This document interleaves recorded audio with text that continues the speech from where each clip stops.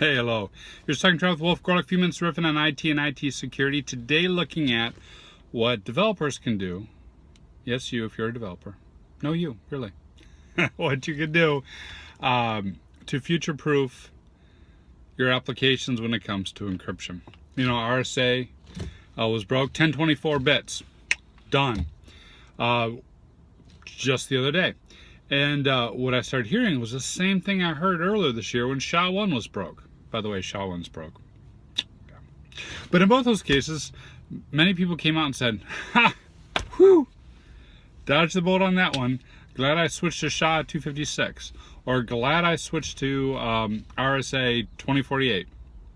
So tip for you, there are 4 things that you can do to protect your applications in terms of encryption.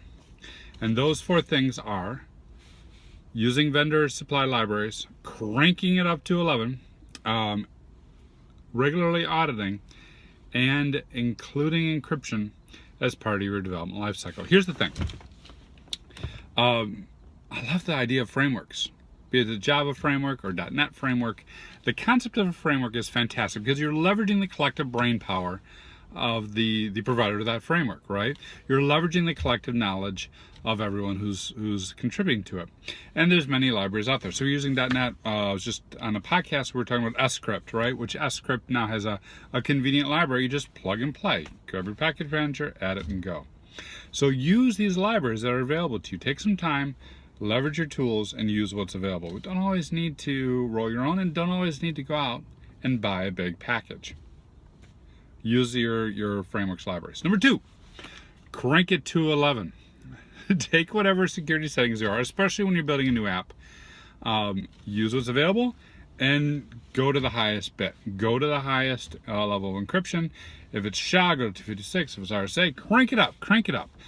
Especially in the beginning when you haven't set parameters yet for performance, and you haven't set parameters yet for capacity. Users aren't on the system. You don't have to re-architect a lot of things. When you're building new functionality, take whatever is available, the latest and greatest, crank it up to 11. Number 3, realizing that we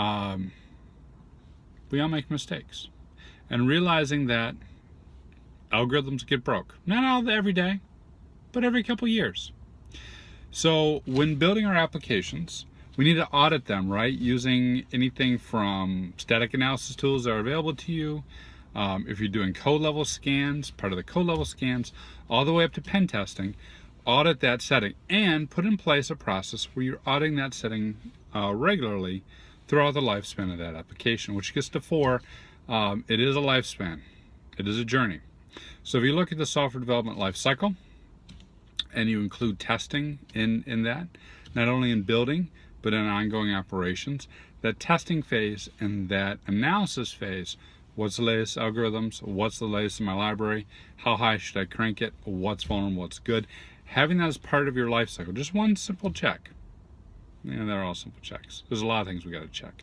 But this is one that you can add to your existing checks to ensure that you're using the right encryption in the right way and that you basically future-proofed it. Because when it's broken again, hopefully you're already 2 steps beyond, and when it finally gets to the one that you're using that's broken, well, you have that visibility and you have time to fix it. All right, so that's it for me.